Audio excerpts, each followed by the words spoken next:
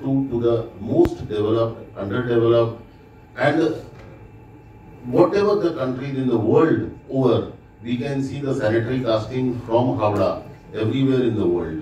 I can say that this 73rd IFC will be a milestone, and it will be a bridge between the technology and the industry. IIF is always committed to bring the latest technology to the doors of the industry.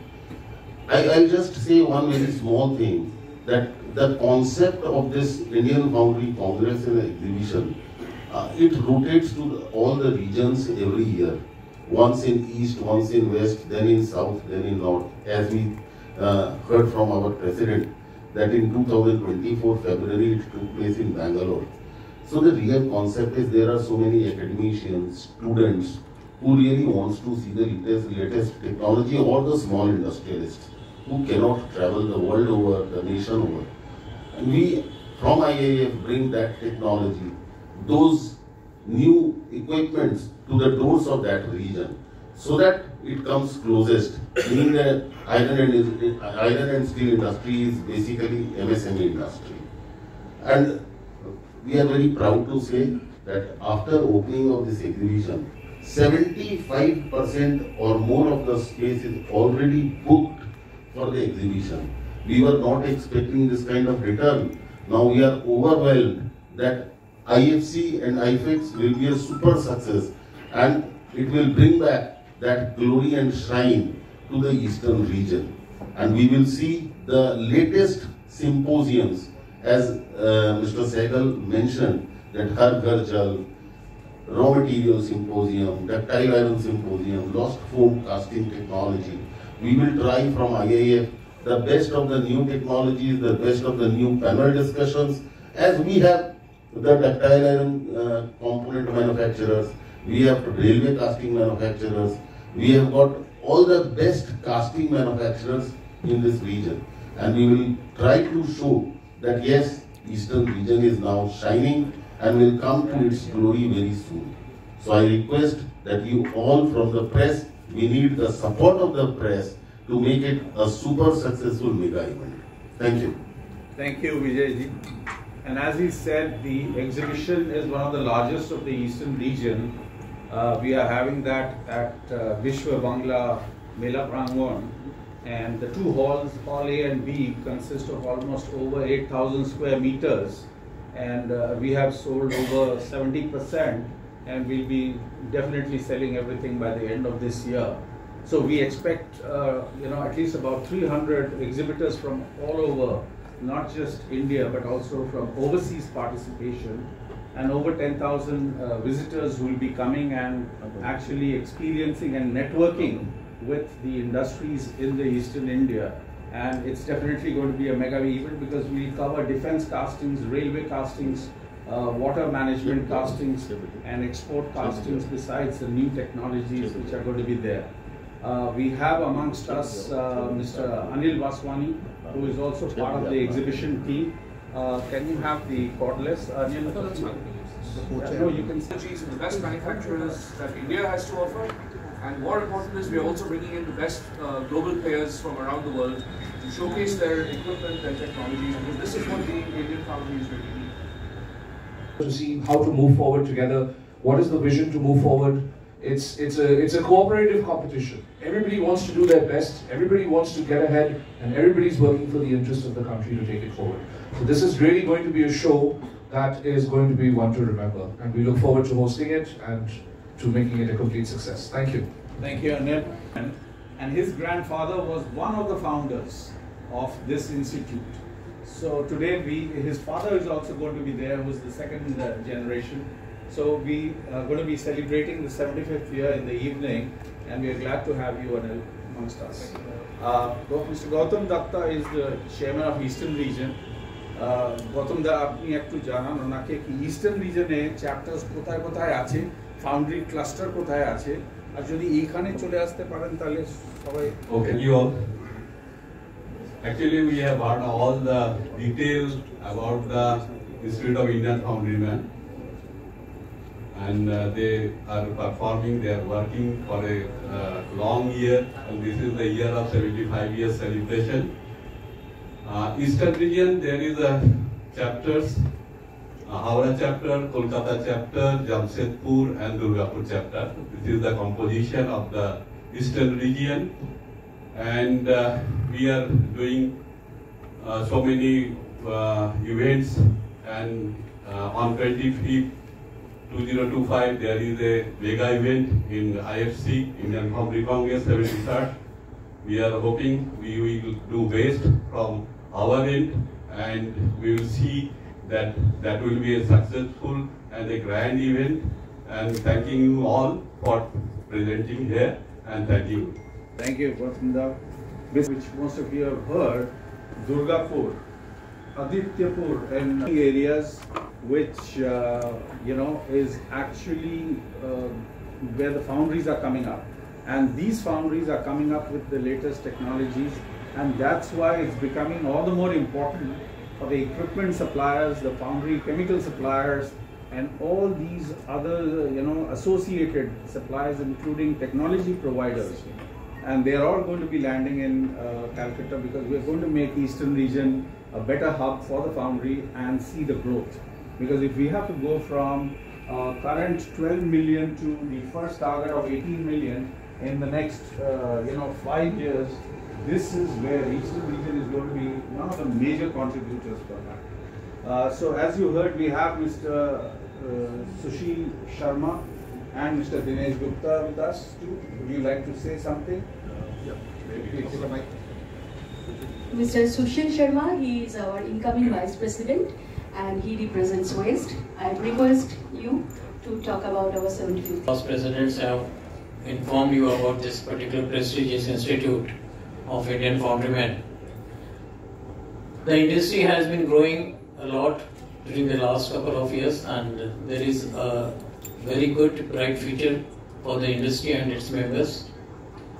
As Raviji has already mentioned that China being the leader worldwide, India is following up to catch with China and grab the difference between the two countries' productivity. And it's really time for the industries in India, particularly the foundry industry, to develop with the new technology the products so that they can increase their export market and bring this foreign exchange to this country. We as a foundrymen are capable of doing wonders, and we have been doing a lot of things in our own industry, and we personally feel that we should be able to achieve that particular target in coming future years. The institute has been doing a great job in educating its members and targeting the customers at various levels. The skill development programs done by the institutes have been wonderful, and we all look forward to a bright future for the foundry industry. Thank you.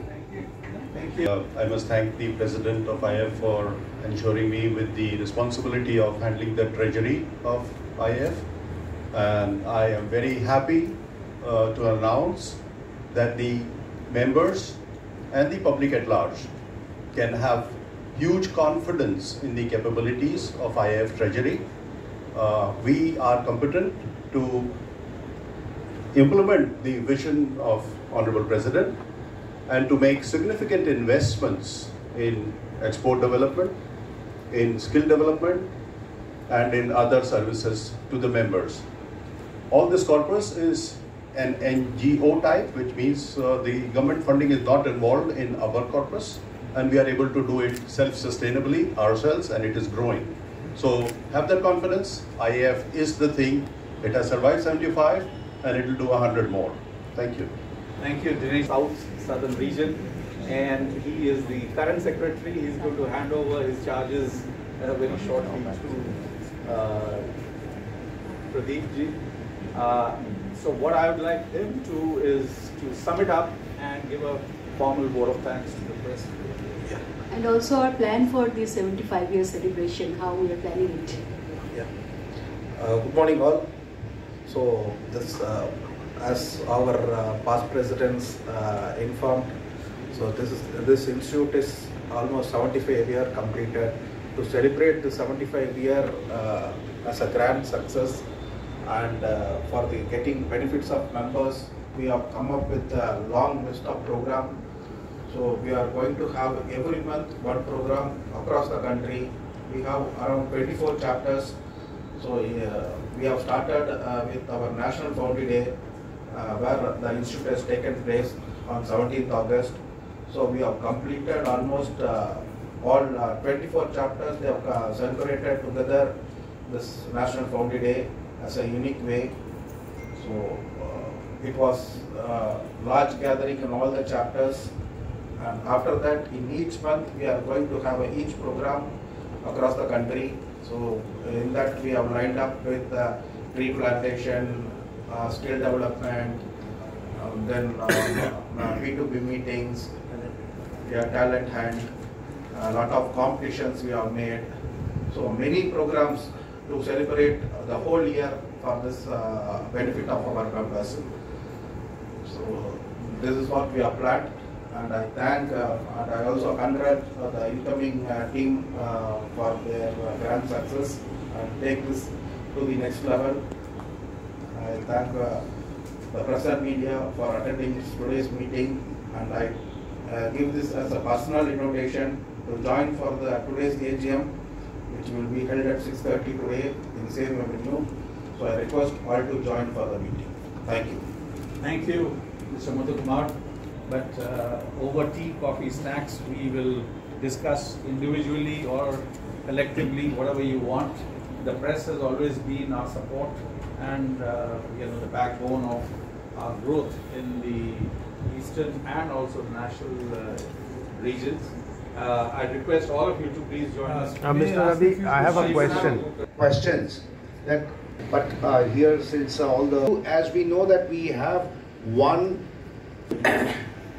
If you take Karnataka, it's mainly becoming an IT hub than the manufacturing. Even you ask us, in fact, our casting supplies to Karnataka is very less, not even 10%. What we manufacture about 3,000 tons per month from the grove. 10% is only to Karnataka industries. Rest all, at least by Raviji, now a lot of railway equipments are coming to this area, like eastern region and even in Chennai. Manufacturing, whether you like it or not, though it's a backbone of any industry, unfortunately with IT, BT, many young generations are moving towards white-collar jobs rather than the gold. But I'm sure in coming days it will change. Already the wheel is started turning. I'll just give an example where Shimoga we have got 2 engineering colleges. Just 10 years from onwards, there was a downward trend for mechanical graduates taking mechanical branch. This year, you will not imagine that it is flushed with 40-50 and there is no seats for a mechanical branch. That means wheel is turning. And we are sure, once again, the manufacturing will be the backbone, and I'm sure it will be taking in all these states. And eastern region, I don't know what the situation, because of, I think, what is the impression we create is going to tell longer memory.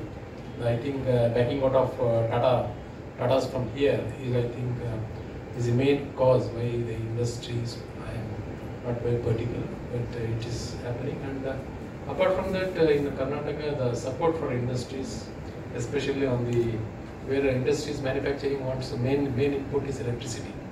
That is well taken care by including the commercials as well as the availability from past 10 to 15 years.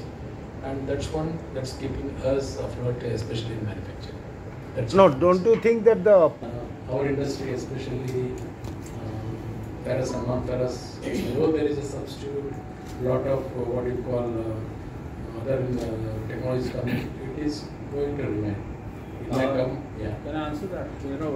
There was a wave, this polymers and plastics and everything, but let me tell you, all the environmentalists and all the green badgers, they are bringing back the natural form, because things like iron and steel, which can be remelted, reused, recycled, are now again back in Europe and US. The wave is already there. There are huge hoardings, you go on the highways where they are saying that replace ductile iron or iron with plastics in wherever you can. No, still, right now, plastics are also recycled. And where you said about the eastern region, I just informed you the railways have, is pushing, whether it's Texmaco, Titagarh or Panthias, or Tantias, sorry. Every group is doubling their capacity. Then you go to things like Tata Metallics, you go to Kejriwal Iron Castings, they are doubling their capacity because the demand from the government itself is more, and the export demands are also coming in. And I was recently with some steel people, and they said the demand for billets in eastern region is again growing up. Not just for within self-consumption in India, but overseas. I was like in Saudi Arabia, they are setting up a lot of tall steel units, but they want billets, and they are looking at India to now supply those billets. So things are, very dynamic. But for Bengal, Mr. Vijay Beriwal is a champion, so more from him. নমস্কার, আপনি যে প্রশ্নটা বলেন কি বাঙালি কি হচ্ছে foundry park আর অন্য আরো ইন্ডাস্ট্রিয়াল করিডোর, আমার বক্তব্য হচ্ছে কি গত 4-5 বছরে যে আমরা দেখেছি কি foundry park in Ranihati, Howrah, which was supposed to be how it will emerge. Now it is the super success story that already 135 plot holders are there. We don't have plot to offer to the industry, and more than 40 industry ancillary and foundries are running. And as far as Bengal is concerned, I will say it's a complete picture that post-COVID the demand for casting has come to India from China. And as we have got other parallel growth stories for railway wagons, the railway wagon manufacturers are mostly in eastern region. When we talk about Har Ghar Jal, all the ductile iron pipe manufacturers are in the eastern region. So automatically the ancillary industries are going up. And West Bengal government is truly quite supportive. I had seen in last couple of years that if there is a problem, if we go to the state government, it is heard. And now the time that we all know about Utkarsh Bangla scheme, which is quite supportive. Okay, the payment issues are there which are coming delayed, but definitely once your money is from the government, it will come today or tomorrow. The only pertinent issue is electricity, which I am repeatedly saying that the growth of foundry industry, because 20% of our billing, our cost is electricity. And as Raviji said, that we are moving towards cleaner and greener environment. So we have to forget about the fossil fuel. So we need solar power, and we are in that part of the country where solar power is ample available. We can say 60 to 65% output is available there with the solar energy. So now we appeal to the state government that it should allow the net metering, to encourage the solar power. 2, we should get the power tariff all over the West Bengal, particularly to the industrial corridors, at par with DVC. There is a difference between the DVC and WBSC DCL to the extent of 35 to 40% of the power tariff. If that government of West Bengal thinks that it can come down, I can say there will be mammoth development of iron and steel industry in this part overnight. And government will not lose anything. If they say that they will lose some 1,000 crores because of this difference of the electricity, definitely they will make it up with the GST and with the employment generation, with the growth of revenues. So that is the only story I can say. Yes, Bengal or the eastern region is now the next coming up story, and for that we have to work collectively. In Bengal, years ago, 2004-2005, over the last 18 years. In fact, we moved in 2005. We set up the factory in 2005. We didn't move. We had one more factory there.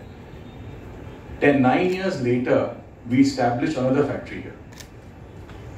Now we are setting up another factory in Foundry Park, which Beriwal ji just talked about. Now there are advantages and disadvantages. Every state has that. The advantage in Tamil Nadu, there are 2 major advantages. One is skilled labor, high skilled labor, I would say, which has always been there and continues to be there, but very expensive.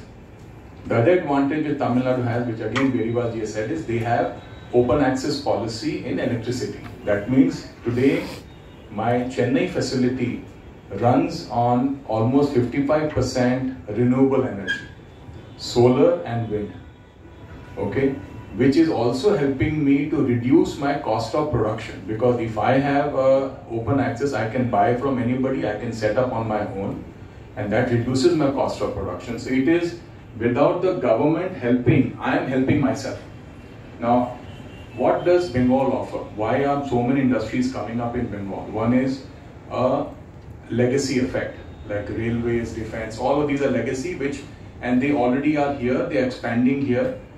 Why is that happening? Because of cluster. Because that cluster is that it's a low cost structure. Compared to any of the other clusters in India, in a foundry cluster, Bengal offers the lowest cost cluster in terms of any cluster.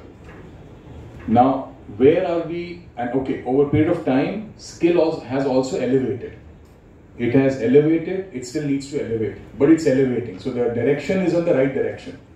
What we are lacking in Bengal, which will even create more foundries or industries to come up, is, as Vijayji rightly said, is the cost of electricity. Either the state needs to reduce the cost, which is very difficult, we understand, all of us understand that, or you allow the industry to do things on their own, which is allow open access policy, allow net metering, allow solar cells to be set up not on your roof, just off your rooftop, but away from the thing. Because if I have to set up a 5 megawatt solar plant, I don't have the land in my foundry to set it up. It has to be set somewhere else, and it has to be wheeled through the grid, which is existing. And that's where the government actually makes money. Because so they do not lose out on any revenue. We see that in other states. So it's just a policy which needs to change. And I think that's where, again, when I mentioned that we want to create regional policy advocacy group, this is one of the points of the regional policy advocacy group, is to, because this is the Bengal centric issue. It's not centric to any other state, a lot of other states. So we want to work with the government. Their support has been with us. We want to use that support and let them know where the challenges are, and hopefully they will understand and change the policy. So if that happens, again, to answer your question, already a lot of things are happening. A lot more can happen. These are some of the points which we just need to make the right people understand, and hopefully they will make the change. Just two more questions.